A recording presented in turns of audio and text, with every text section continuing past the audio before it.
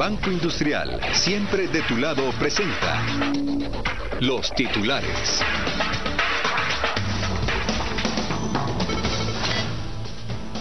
Sala de mayor riesgo deja en firme embargo y congelamiento de 11 propiedades de Roxana Valdetti y su esposo Mariano Paz.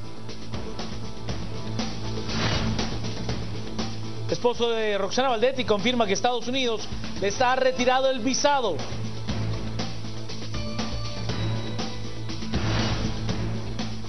Ministerio de Finanzas busca endurecer medidas administrativas para contrarrestar la ampliación de la brecha fiscal que ya asciende a 3.000 millones.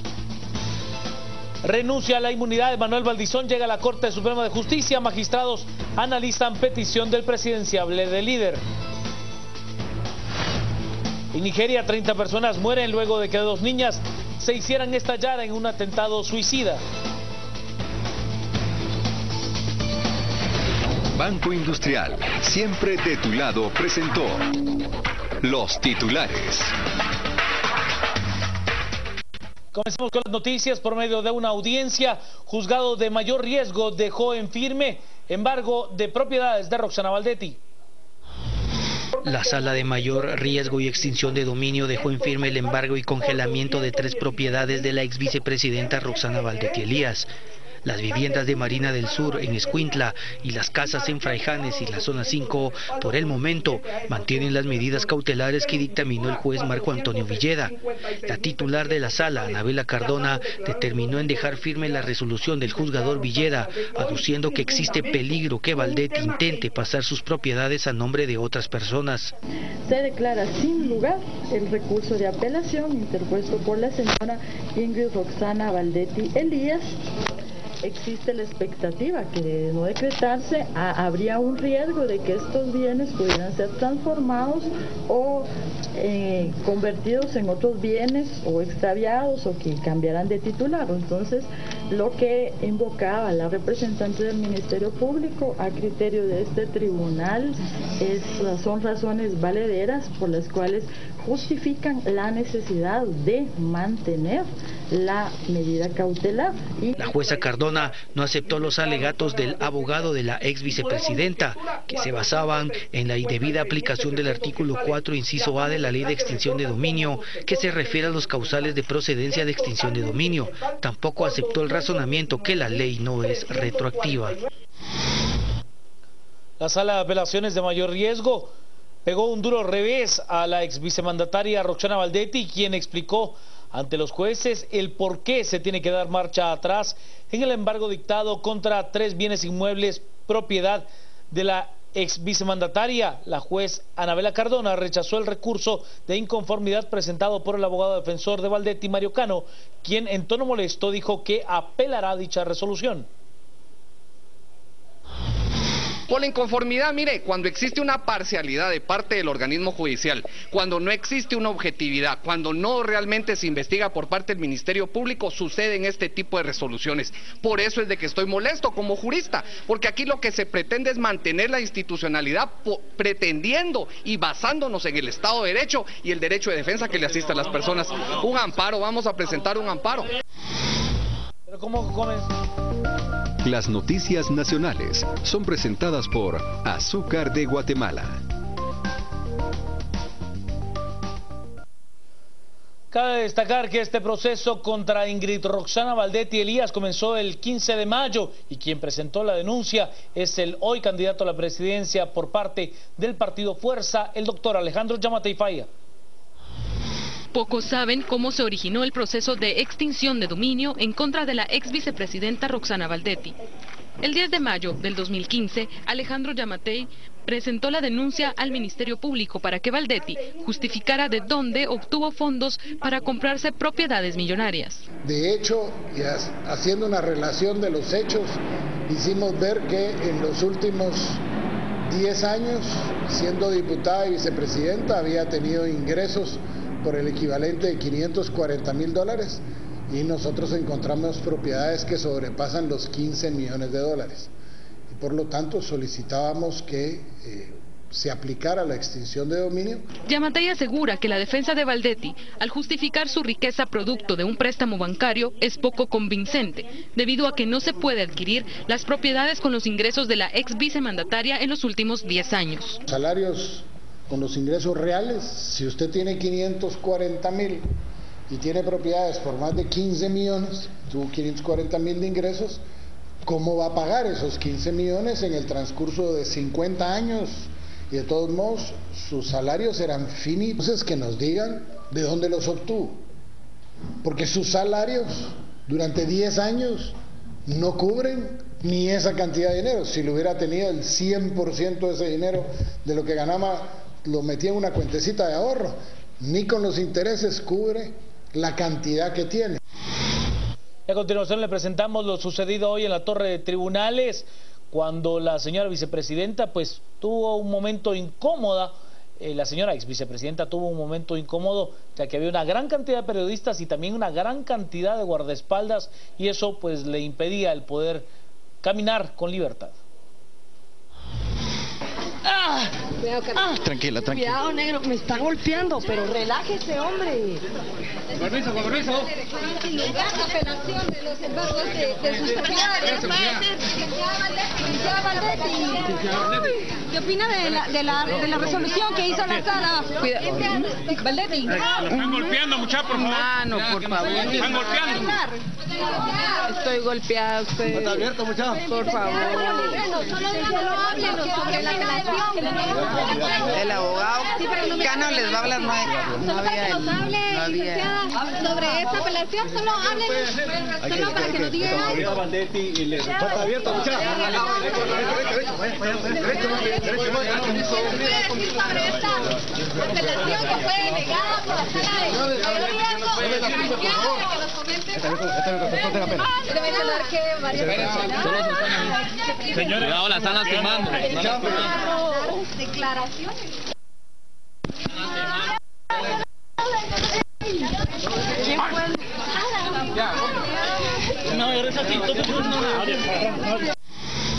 Pero sabe usted, el embargo no fue tan solo para propiedades de Roxana Baldetti, sino también de su esposo, Mariano Paz. El esposo de Roxana Baldetti, Mariano Paz, habló sobre las propiedades que tiene a su nombre y también las que aparecen a nombre de la ex vicepresidenta, manifestando que por años son propietarios de los inmuebles embargados y que son producto de comercializar café, cacao y tomate. Pues estamos tristes porque por lo menos pues sí, yo me he dedicado a la agricultura, si ustedes se han dado cuenta, yo nunca aparecí políticamente.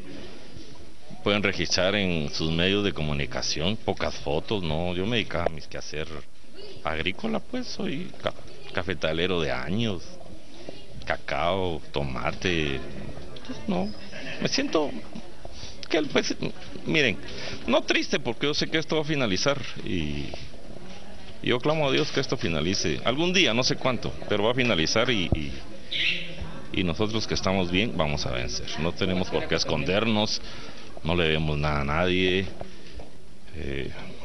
Lo siento yo por Roxana porque creo que sí se ensañaron con ella.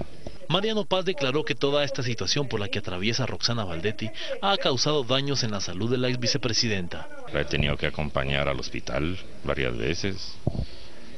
Soy su médico de cabecera, no he podido salir a ver mis cosas. La canalizan y le paso medios intravenosos que no son nada peligroso, gracias a Dios. Tenemos la asesoría de los doctores y me dice Nexium, Nausiol, ranitidina. Y pues ya si ustedes se dieron cuenta, hoy estaba canalizada. Entonces yo vengo y no la he visto. Salió de aquí, ya vieron que por poco la botaban allá abajo. Y Mariano Paz también confirmó que la Embajada de los Estados Unidos les retiró tanto a él como a la exfuncionaria las visas tras la renuncia de Baldetti como vicepresidenta. Mediante una nota les fue comunicado el retiro de ese mismo documento por parte de la Embajada de los Estados Unidos. Sí, eso es cierto, sí. No tenemos visa. Sí, inmediatamente cuando ella renunció. ¿Y cuál fue el argumento? No dan. Usted vaya a la embajada y no le dicen por qué. ¿En qué momento se enteraron que se habían quitado? ¿De qué? ¿En qué momento se enteraron que les habían quitado la visa? Nos mandaron una nota. ¿Qué decía la nota? No, para nada, jamás. Jamás. ¿Qué decía esa nota? ¿Qué decía la nota de la embajada? No la recuerdo, fíjese, yo creo que la tiene el licenciado, pero pues que solo termino con esto, la directora de prensa, no sé ni el apellido, dio una explicación de que esto es algo normal a nivel mundial, así es que no me parece. ¿Esto afecta a toda la familia Paz Valdetti, es decir, también a sus dos hijos? Pues fíjese que no sé, como le digo, se han enseñado con nosotros. Mi hijo mayor salió a Monterrey a sacar un curso de 8 días, inventaron que se iba a Italia y no, ya está de vuelta ahí, está en sus quehaceres, ¿verdad? Es decir, a tus dos hijos también se les quitó la visa. Sí. Las noticias nacionales fueron presentadas por Azúcar de Guatemala.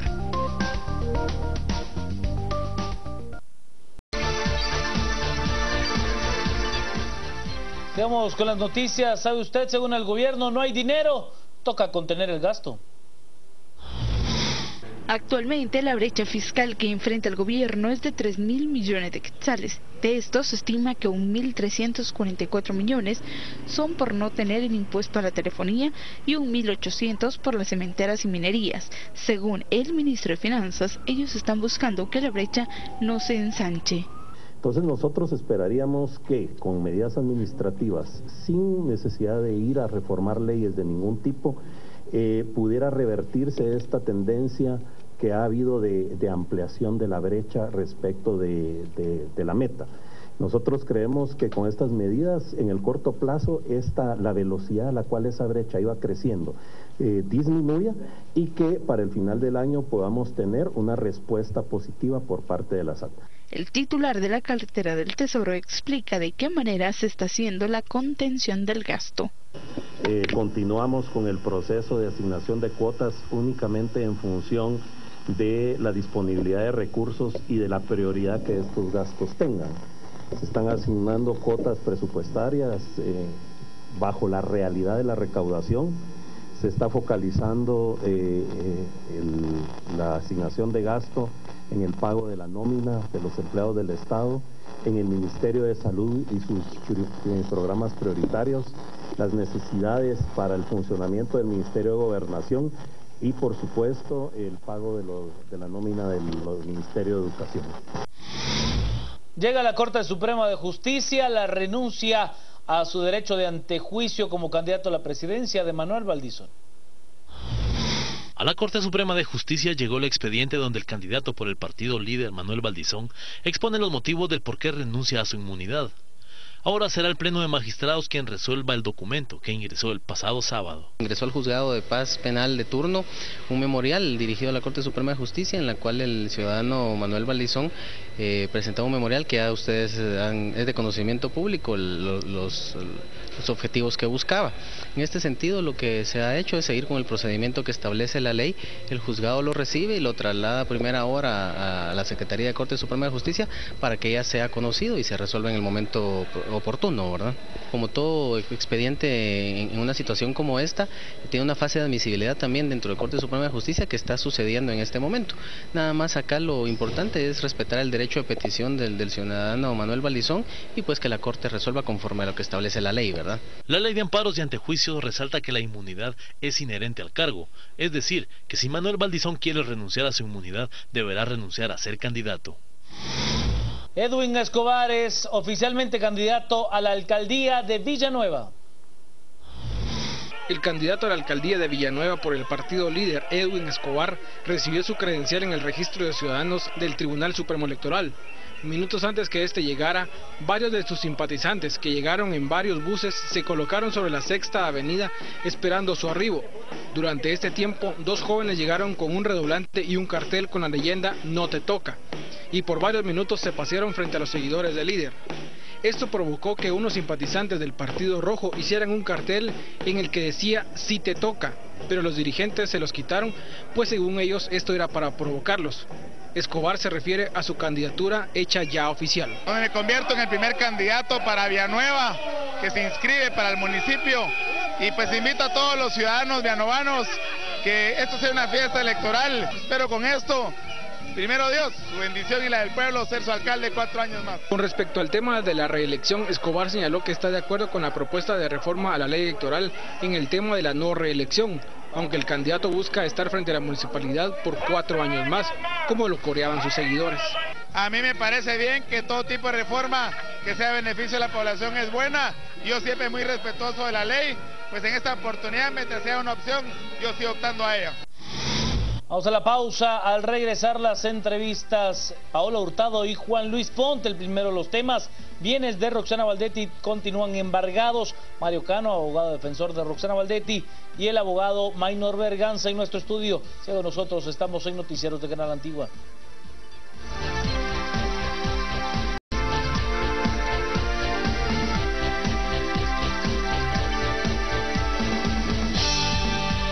Buenas noches, bienvenidos a las 8:45. Hoy es día lunes. Paola Hurtado y Juan Luis Ponte estamos listos ya y dispuestos para arrancar con la primera conversación de la noche. La jornada ha estado marcada básicamente por la comparecencia de la ex vicepresidenta Roxana Baldetti y de su esposo Mariano Paz hoy a tribunales. Estuvieron frente a la sala de apelaciones que conoció su solicitud, su requerimiento para que fueran descongelados o no embargados los bienes de su propiedad que han sido puestos en esa situación.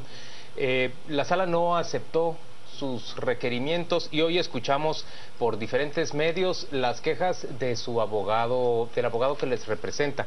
Él es Mario Cano y está con nosotros a las 8:45. Le agradecemos que nos acompañe. Le agradecemos también al penalista Maynor Berganza por acompañarnos también para venir a discutir sobre este tema. Bienvenidos a los dos. Gracias por estar con nosotros. Mucho que preguntar para comprender este proceso que se está llevando adelante. Y Paola arranca. Muchas gracias. Abogado Cano, usted es un abogado bastante joven. Y antes de hablar del proceso, yo quisiera salir de una duda que quizás algunos tengan en casa. ¿Desde hace cuánto es usted el abogado de la señora Roxana Baldetti y cómo llega usted a prestar sus servicios a la ex vicepresidenta? Pues bien, muy buenas noches, muchas gracias por la invitación. Yo tengo más o menos unos 5 o 6 años de conocer al señor Mariano Paz y es pues de donde se da la relación. Y cuando inician estos problemas en los cuales se ven ella inmiscuida, pues básicamente solicita mis servicios y actualmente colaboramos con la defensa de ella. ¿Su defensa consiste básicamente en este momento en qué? ¿En evitar que a ella se le extingan estos bienes que se presentaron hoy en audiencia?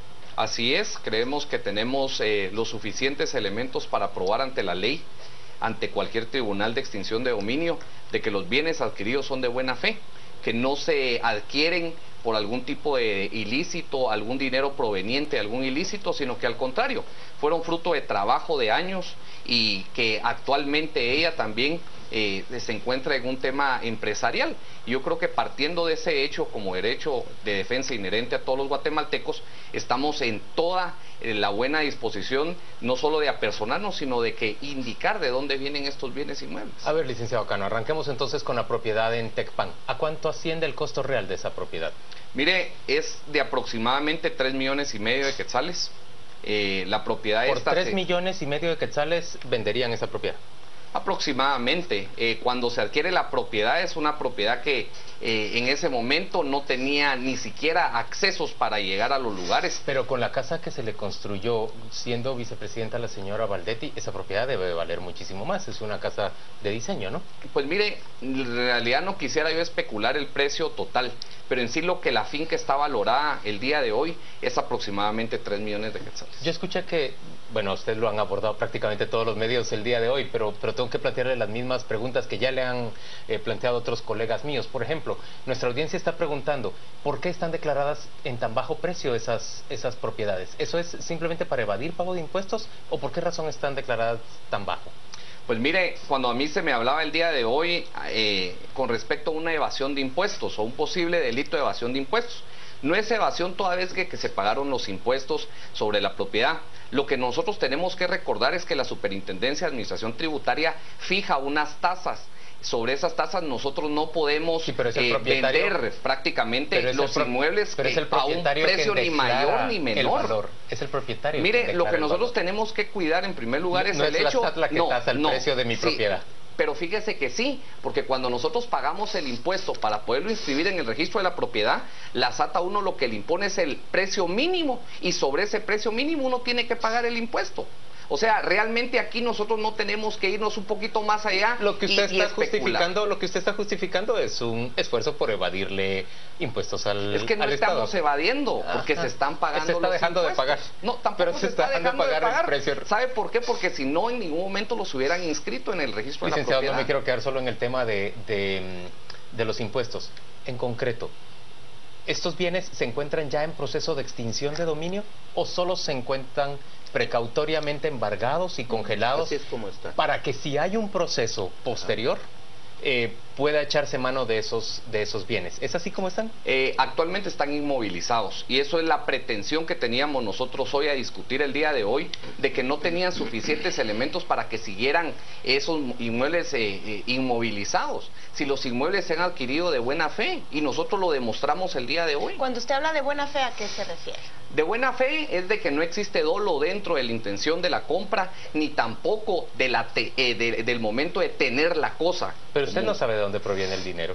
Pues fíjese que, mire, es fácil y sencillo nosotros tener los expedientes a la mano y saber de dónde se compra el bien inmueble, los cheques de dónde proceden, si existe un crédito bancario, por lo cual nosotros podemos determinar. La ley es objetiva en todo momento. ¿Usted sabe que se pueden fingir créditos bancarios o se pueden generar créditos bancarios, por ejemplo, hipotecarios, para pretender, sobre todo eso ocurre con los gobernantes, pretenden que establecen préstamos con entidades bancarias para que se simule que están comprando esa propiedad de manera, digamos, de manera progresiva, cuando en realidad han reunido esa plata, por ejemplo, en la campaña o mediante otros mecanismos?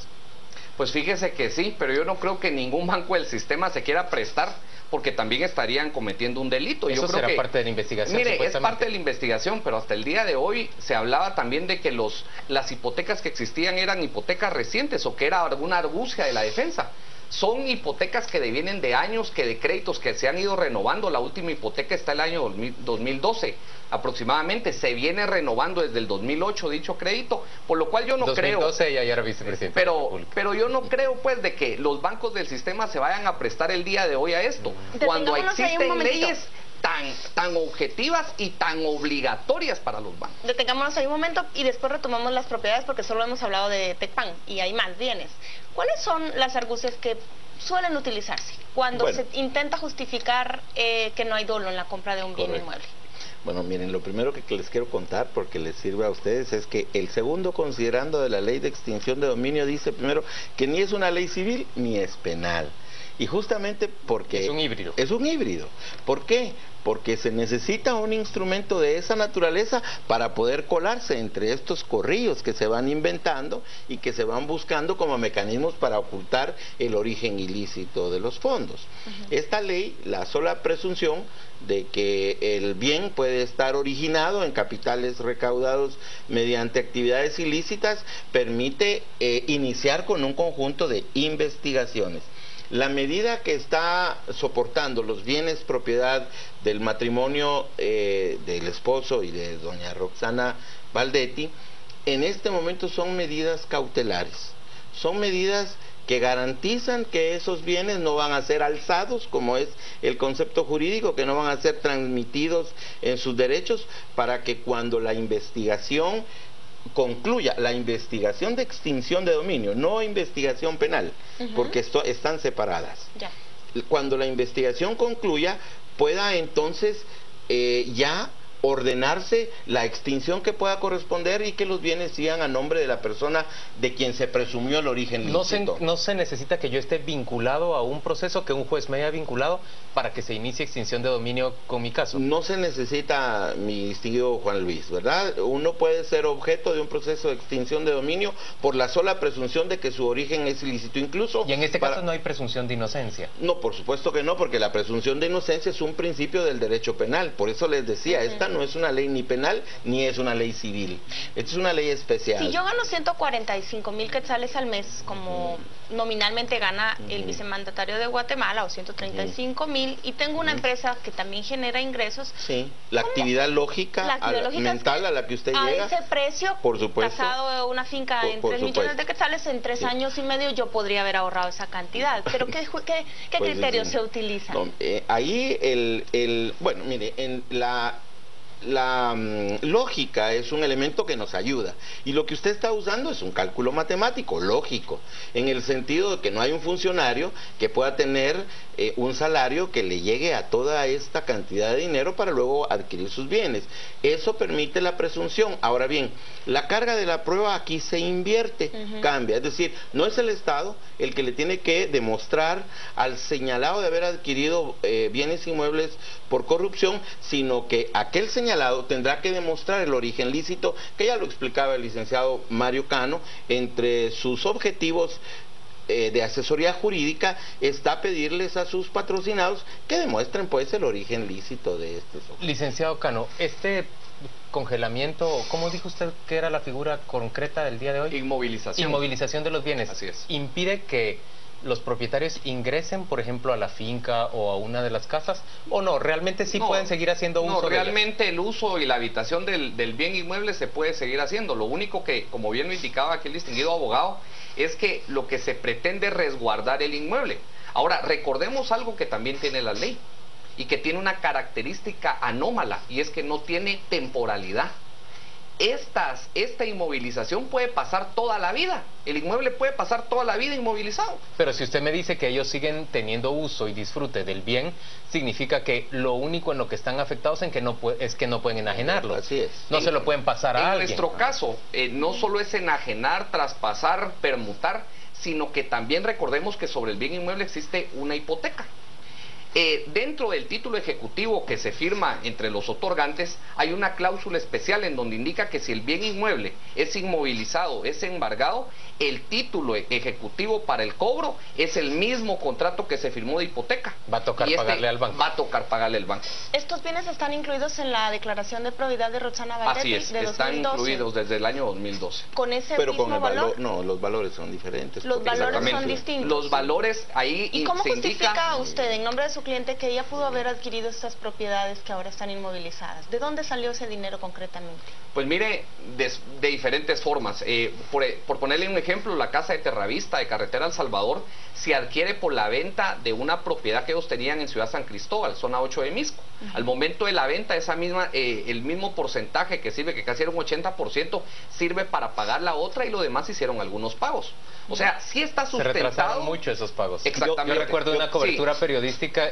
Es más, hasta unos anuncios en la prensa sacan en donde Roxana Valdetti era deudora de esa casa. Pero en la medida en que la señora Valdetti avanza en su carrera política, logra hacer esos pagos, logra incluso comprar una casa mucho más cara en un reparto caro como es Marina del Sur en la playa. ¿Y de dónde proviene el dinero para la casa en la playa? ¿Usted tiene ya una explicación?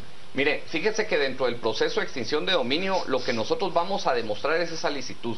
Yo creo que también nosotros trataríamos de no adelantar, porque también una de las estrategias legales es que al momento que se nos requiera, nosotros claro que vamos a presentar toda la documentación. Miren, yo como abogado, aparte de ser defensor, lo que nosotros tenemos que velar es que exista legalidad dentro de la documentación a presentar, porque también nosotros como abogados caeríamos en un delito. Licenciado, ¿y a usted no le sorprende que los políticos hagan fortuna tan rápido?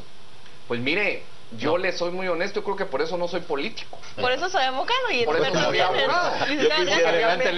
Para que el día de mañana no pase ese tipo de situaciones o yo me quería referir a la temporalidad. Es que este es un asunto importante, porque la temporalidad de la que habla el licenciado es de la investigación de extinción de dominio, no tiene un plazo.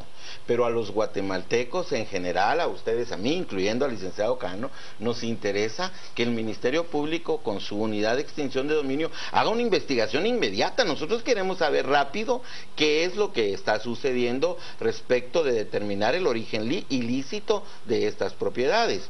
Yo quisiera contarles que lo mismo ocurría en una figura, por ejemplo, en las acciones constitucionales, cuando uno hacía uso de un ocurso, no había tiempo. En cualquier momento podía uno revertir una sentencia de amparo, por ejemplo, sin tiempo. La Corte de Constitucionalidad redujo a 30 días, haciendo un símil de 30 días, que es la época en la que uno puede plantear una acción de amparo cuando ha ocurrido un daño, una lesión a un derecho. Entonces, ¿qué temporalidad debe tener la investigación de extinción de dominio? A todos nosotros nos interesa. Ahora, ahorita lo que está rigiendo es esencialmente el Código Civil, porque lo que hay es una medida de garantía. Licenciado, de seguridad. Cuando yo voy a acreditar, por ejemplo, que una propiedad la compré con dinero lícito, yo le digo a las autoridades, la compré con las ganancias que saqué de, pongamos este ejemplo, de esta fábrica de shampoo.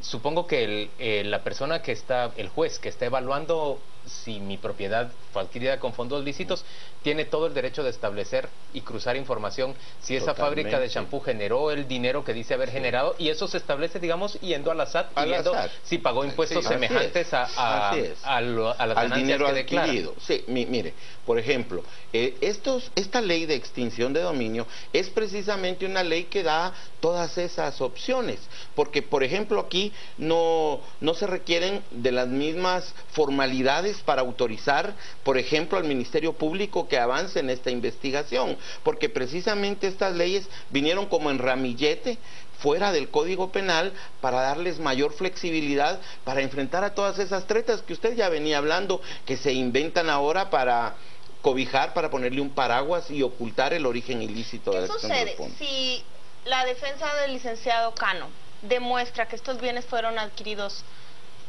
antes o durante la presidencia con dinero que pueden probarlo, pero encuentra, por ejemplo, la investigación que hay otros bienes que están a nombre de testaferros que no están involucrados en este caso, pero que le atribuyen a Roxana Valdetti. Claro, entonces, ¿cómo?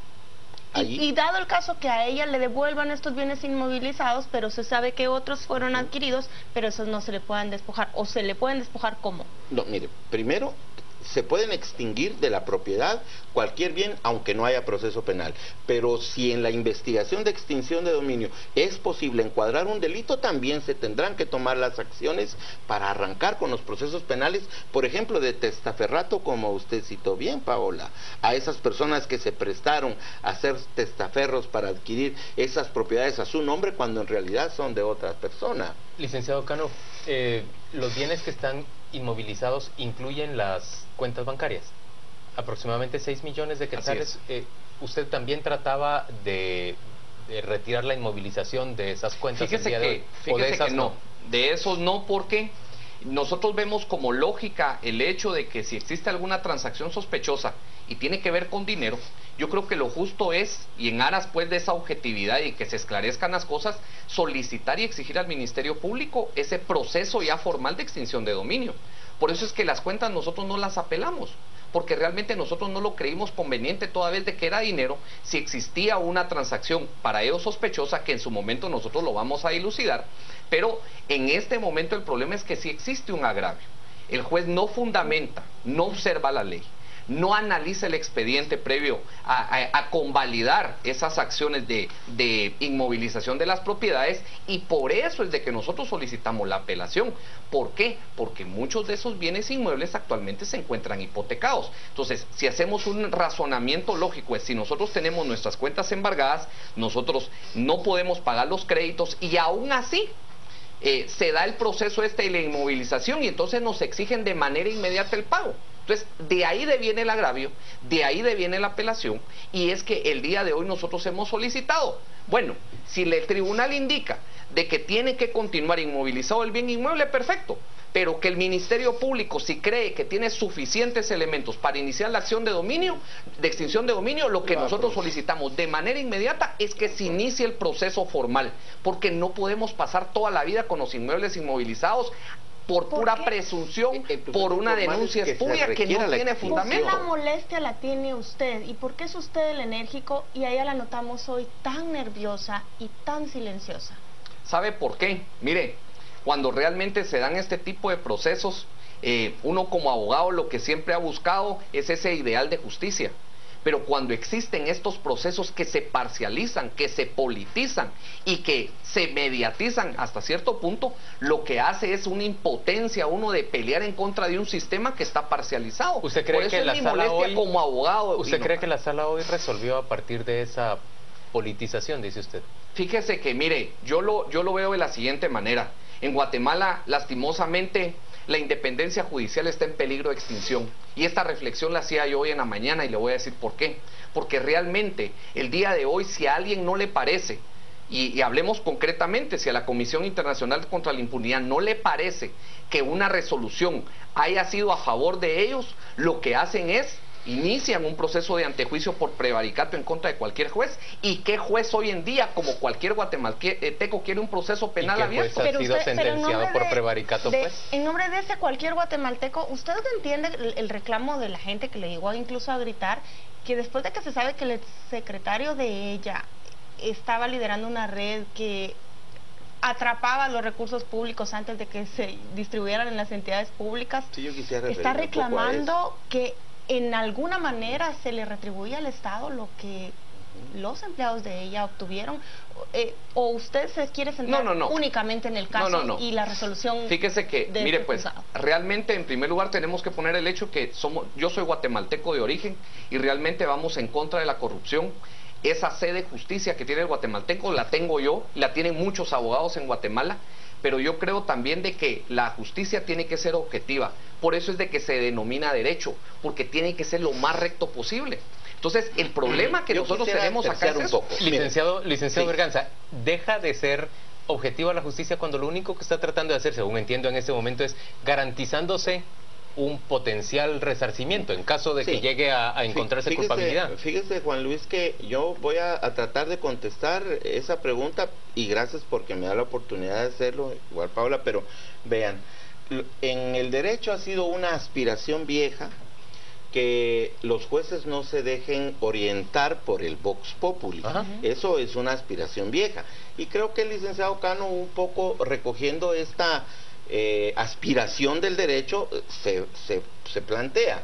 Sin embargo, yo quisiera apoyarme en las palabras de Paola cuando le pregunta que si al colega no le parecería que si el propio secretario privado de la señora ex vicepresidenta ha sido señalado de semejantes acciones que terminaron en defraudar al Estado cantidades voluminosas, millonarias, que si no existirá razón entonces para presumir apenas un poquito o mucho, yo no sé, el hecho de que efectivamente ella pueda tener beneficios de todas estas acciones.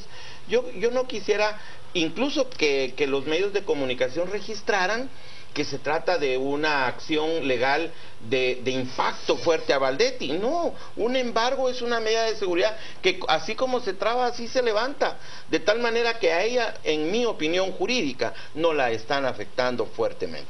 No creo que debería tener la señora ex vicepresidenta razones para sentirse muy afectadas, y por el contrario, la acción de justicia para dictar esta medida precautoria es prudente, es jurídicamente válida, propia de lo que están declarando los jueces, porque acción de extinción de dominio todavía no hay.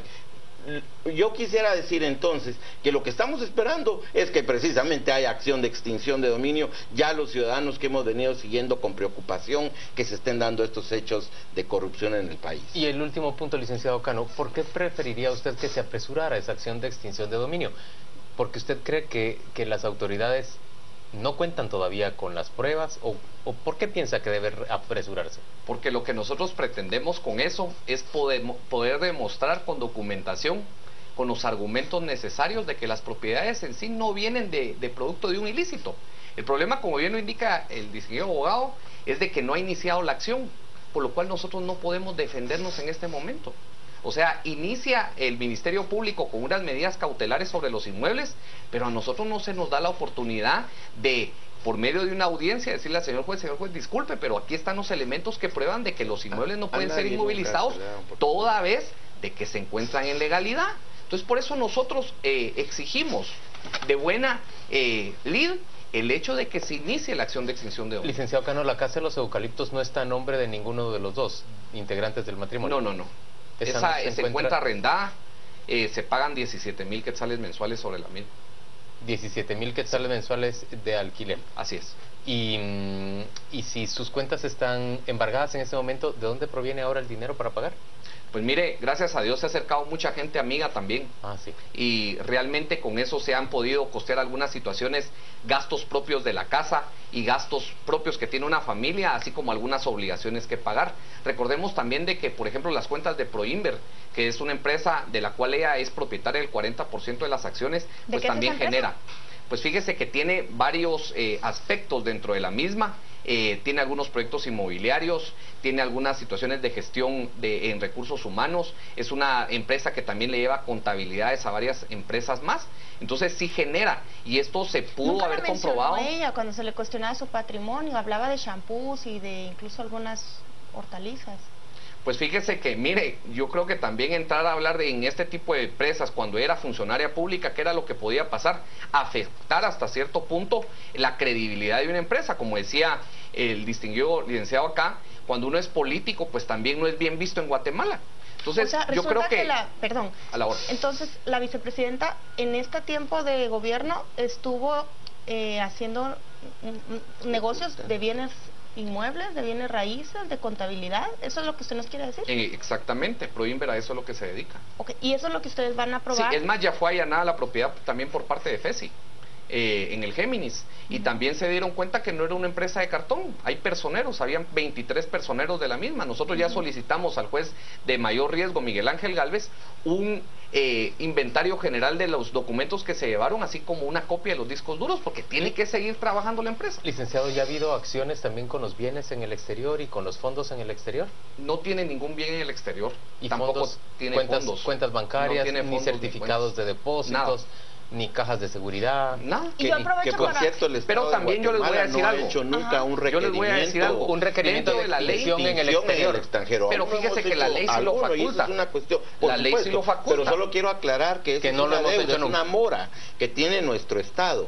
Porque tenemos casos en los que hemos podido establecer que hay fondos, que hay bienes en el extranjero y no hemos accionado para extinguirlos a favor del pueblo guatemalteco. Abogado Cano, le hago esta pregunta porque no ha sido posible hablar con ella desde antes que renunciara. ¿Ese despliegue de agentes de la SAAS que vimos hoy es el que la custodia a ella permanentemente? ¿Cuántos son? No.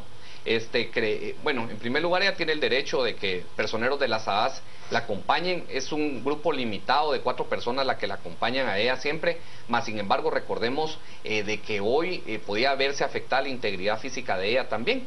Entonces yo creo que eso tendrá que contestarlo la Secretaría de la SAAS, pero porque básicamente ellos reforzaron un poco más el contingente. Bastante más. Sí. Señores, gracias a ambos por acompañarnos a la orden, las a 8:45. Muy Vamos en amable. este momento con nuestro compañero Juan Carlos Sandoval. Él nos cuenta qué se está diciendo, Juan Carlos, en las redes sociales respecto de esta conversación. Adelante. Gracias, Juan Luis. Buenas noches. Vámonos a las redes. Tenemos muchos mensajes al respecto.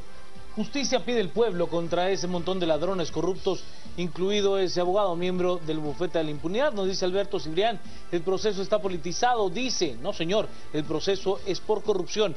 Gianni, recibir su pago con dinero robado del Estado no es ser cómplice, es su pregunta. Ana María Sánchez nos dice, la investigación debe de ser más profunda porque hay contubernio entre implicados, Registro y Valdetti. Maggie nos dice, SAT no impone los impuestos de bienes inmuebles, solo calcula el valor que el abogado le coloca en la escritura. Y Mario nos plantea, el licenciado Cano sabrá que está hablando sin fundamento y que su cliente Valdetti es corrupta y ladrona. Son parte de los mensajes que se vienen comentando esta noche a través de las redes sociales. Será también nuestro tema de análisis a las 10 p.m. Utilizaremos el hashtag Embargo Valdetti. Embargo Valdetti será nuestro hashtag de la noche. Vamos a la pausa y volvemos con más entrevistas a las 8:45.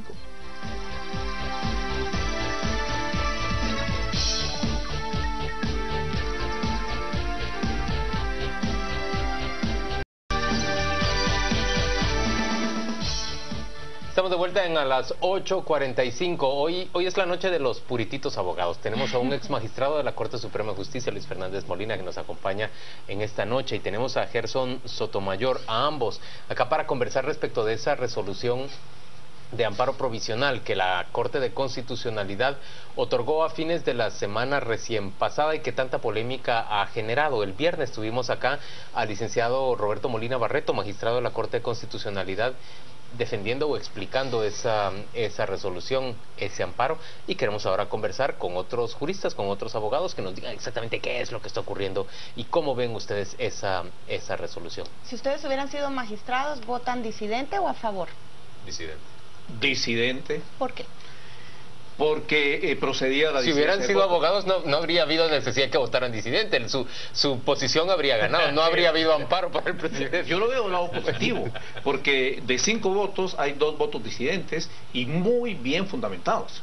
Mis respetos a los magistrados Chacón y al magistrado Trujillo, porque ellos sí fundamentaron y fundamentaron muy bien.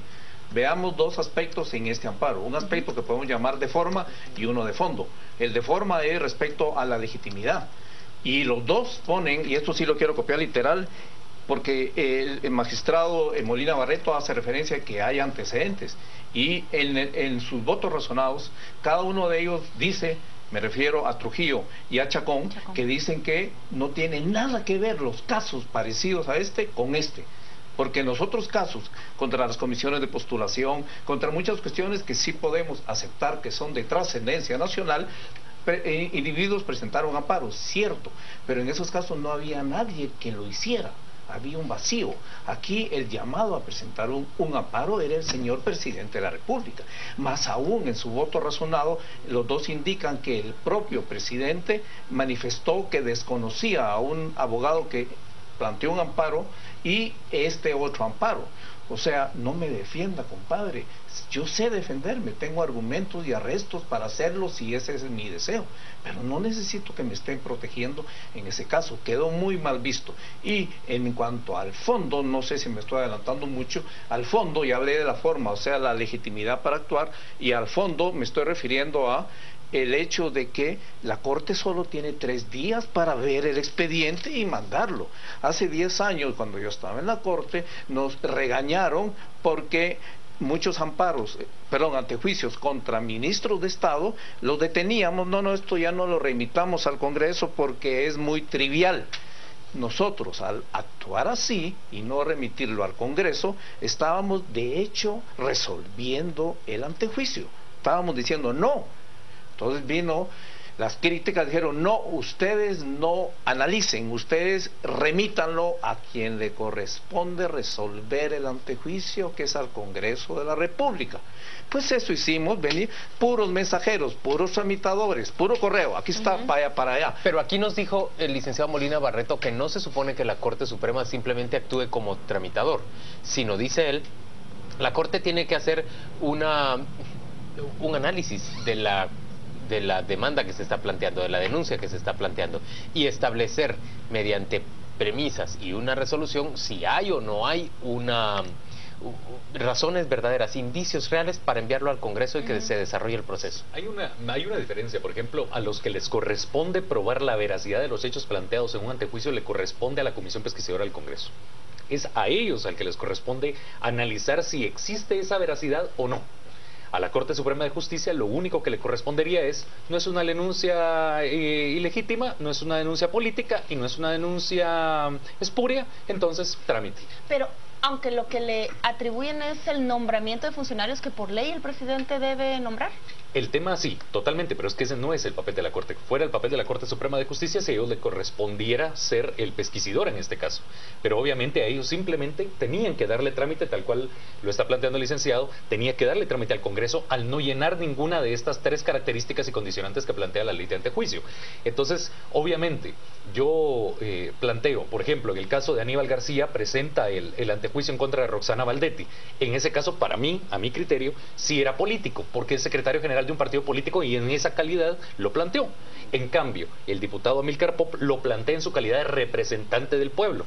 como le corresponde hacerle un diputado. Entonces ahí se eliminan las características de espurio, de político o ilegítimo. Hay legitimidad que se dio por elección popular, no es político porque está argumentando la representatividad del pueblo y por supuesto dio argumentos que se alejan totalmente de un planteamiento espurio. Gerson, y según tu criterio, ¿está legitimada o no Karen Fisher para presentar ese amparo? No, yo creo que absolutamente no, y precisamente porque la legitimación activa, que es la que debe, digamos, de preponderar a la hora de la presentación de un amparo, obviamente es determinada. Si yo soy el sujeto afectado, yo soy el que está legitimado activamente para actuar. Si no lo soy, yo no estoy afectado. Ninguno de mis derechos está afectado, yo no puedo plantear un amparo porque simple y sencillamente me lo van a rechazar por falta de legitimación, como ha ocurrido en muchos casos. Ahora, el gran problema que se da es que pareciera que ahora esta Corte de Constitucionalidad le abrió la puerta a cualquier persona cuando un funcionario esté en problemas que se le haya presentado ante juicio, ahora cualquier ciudadano resulta que puede ir a sacarlo de problemas. ¿Por qué usted, abogado Fernández, cree que no es legítimo que una abogada apele al respecto de la Constitución? Que esté que la legitimidad se le otorgue precisamente Bien. porque está porque custodiando hay la Constitución entidades constitucionales, institucionales encargadas de esos derechos generales o derechos difusos. Primer punto. O sea, la PDH, la Procurador de Derechos Humanos, la PGN, en su caso la USAC o en su caso el Colegio de Abogados, si esa fuera la situación. Pero es lo más importante, la persona que era quien iba a beneficiarse del amparo no presentó amparo.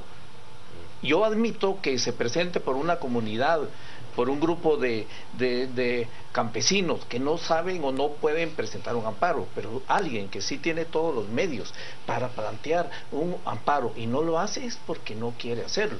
Cabe señalar que el magistrado Chacón en su voto razonado dice que se le impuso un previo a la licenciada Fisher, previo a resolver que a la actora indique su representación, y en su voto razonado el mismo Chacón dice, y ese previo no lo subsanó, y por lo tanto, de conformidad con el acuerdo 1/2013, artículo 14, debió haber sido rechazada de ese momento.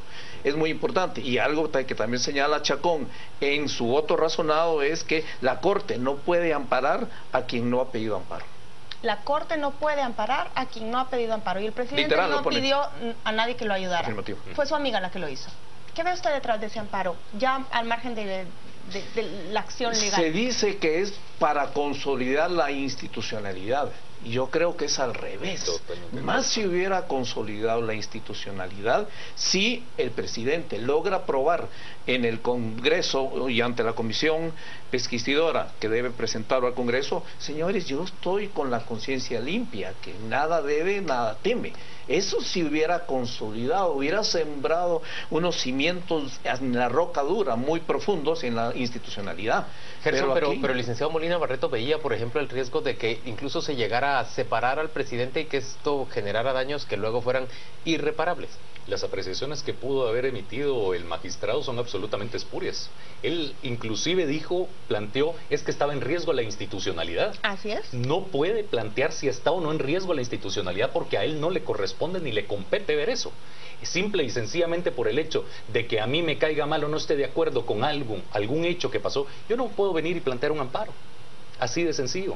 Entonces, francamente, comparto totalmente con el licenciado que hubiera sido más gratificante para la institucionalidad del Estado que se pudiera perseguir al presidente, que si está de manos limpias pudiera demostrarlo ante la Comisión Pesquisidora del Congreso de la República y se le hubiera podido abrir proceso penal. Si todos estamos realmente sometidos a llevar cualquier tipo de proceso y ser sometidos a los tribunales de justicia, creo que abonaría para la institucionalidad del país que el presidente de la República pudiera dar la carácter de tribunales. Yo solo veo en el lado positivo. Ojalá lo hubieran llevado a proceso y hubiera salido inocente. Totalmente. O se hubiera sido una bocanada de oxígeno para todo el sistema. O se hubiera salido culpable también. Señores, ¿y cuál es el futuro, primero, de la acción de amparo? ¿Hay posibilidades de que en definitiva se termine revocando el amparo? ¿Lo ven ustedes venir? Yo veo los tiempos políticos, los tiempos electorales que estamos viviendo, estamos apremiantes. Yo veo que esto se va a ir durmiendo. Ese es mi mi percepción. ¿Qué gana el presidente en este momento con ese amparo provisional? Mire, cualquier expediente que llegue al Congreso es objeto de negociaciones, punto. Unos a favor, otros en contra y otros que tal vez votamos así, votamos así. Pero no era más fácil la negociación en el Congreso que en la Corte, aunque sean menos. Sí, pero en la Corte no se puede negociar. En la Corte tiene 3 días, según la propia ley en materia de antejuicio. 3 días y remitirlo. Es más, si la Corte hubiera dicho no, lo remitimos, como dije al principio, está resolviendo y tomando una función que le corresponde en exclusividad al Congreso. Gerson, ¿esta causa entonces está perdida ya? Yo creo que todavía no. Tenemos que ver realmente quiénes fueron los magistrados que integraron, y yo creo que en definitiva ellos por ética deberían de separarse, seguir conociendo el caso, permitir que otros magistrados asuman para conocer el amparo en definitiva. Sí, es un tema que trasciende a la ética propiamente y a la Constitución. Creo que los propios magistrados, en vez de interpretar de buena fe la Constitución, están lacerando la propia Constitución y al pueblo de Guatemala. Pero, ¿cómo no interpretar que esta petición de que no laceren la Constitución está más apegada a ese reclamo popular por la corrupción, el movimiento, la crisis, los casos judiciales que hay de funcionarios de este gobierno, y se está dejando de ver la Constitución en sí? ¿Es posible que los magistrados en algún rescoldo de su resolución tengan la razón, según lo que ven ustedes? Yo estoy de acuerdo con el licenciado Sotomayor totalmente, y hay algo importante: el análisis jurídico no da espacio a contaminaciones de otro tipo. Uno debe analizarlo ahí, y lo juro. Dicho sea de paso, el magistrado Trujillo claramente dice, pero si ese no es un hecho definitivo, y uno de los requisitos procesales del amparo es que sea un hecho definitivo. Claro, que haya un daño que sea irreversible. Correcto. Irreversible, Aquí no, aquí que me tengan que proteger de un daño irreversible. Realmente era parte de un trámite. Ahora, el problema es la doctrina, como dice el licenciado Sotomayor, la jurisprudencia que se va formando. Ahorita abrió las puertas, pero lo más grave, porque todos los candidatos a presidente dicen mayor empleo, mayor seguridad y todo depende de la certeza jurídica, y la certeza jurídica está en las manos de los magistrados de la Corte de Constitucionalidad por el excesivo poder que se les ha asignado. Y no se puede con otra doctrina ya un poco torcida de unos niveles más bajos que resuelve un juez por clamor popular. Señores, ese es un asunto de... A ver, déjenme preguntarlo así, aunque yo sé que mis vítores me habrá de acarrear lo opuesto. Este es un asunto de izquierdas y derechas. Lo que tenemos es una Corte de Constitucionalidad más conservadora que liberal. ¿Qué es lo que ocurre en la Corte? ¿Por qué se alinean en términos generales 3 votos para sostener el statu quo y normalmente hay 2 votos para propiciar algún cambio? Recuerden ustedes el amparo cuando se integró para integrar las Cortes. Yo creo que no es un tema ideológico, ¿no? Es un tema de intereses. Y aquí, por ejemplo, este tipo de resoluciones son resoluciones mandadas a hacer, son resoluciones a pedido. Les llegó la solicitud, bueno, así va resuelta, y ¡ping!, va el envío hacia la dirección que quieren que vaya. Y este es un tema complejo totalmente. Creo que pensando en una reforma del Estado, realmente es que desaparezca la Corte de Constitucionalidad. No puede haber un ente con mayor poder que los propios organismos del Estado. ¿Y qué debe haber entonces? ¿Una sala constitucional en la Corte Suprema de Justicia? Sí. Y yo también creo que es una resolución a la carta, a requerimiento, a solicitud.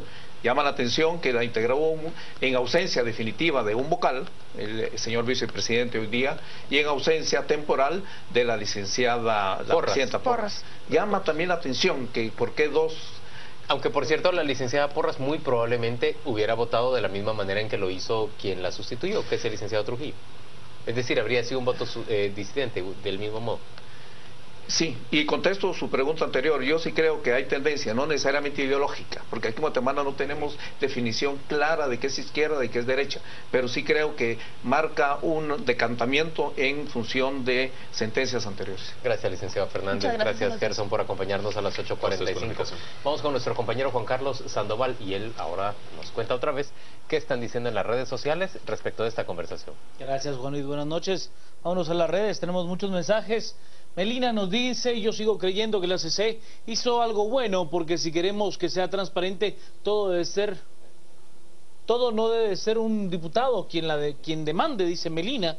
Quique, y cuando se plantea paro a favor de manifestantes, no son ellos los que piden y se otorga, nadie critica, es lo que dice Quique. Gudiel nos dice también: estamos ante un antejuicio de muchos que a mí se me hace menos urgente. Las reformas urgen, creo yo, más que todo. Y la decisión de la CC fue correcta, en este caso conforme al amparo, es lo que nos plantean. Y Marcos Camilo nos dice: hospitales sin medicinas, policías sin gasolina, Otto Pérez Molina y sus cercanos con propiedades millonarias, y Barreto pide respeto a las formas. Lo malo es que hasta la comisión pesquisidora estaba metida en clavos. Es que es una cosa increíble, es lo que nos plantean. Son situaciones que se vienen comentando a través de las redes sociales. Estaremos utilizando el hashtag Embargos Baldetti, será nuestro hashtag de la noche, Embargos Baldetti. Embargos son varios, son 11 en total las propiedades que han sido inmovilizadas por parte de un juez de extinción de dominio. Embargos Baldetti será nuestro hashtag de la noche. Al volver, Ana Lucía Mazariegos y Estuardo Zapeta. Los deportes son presentados.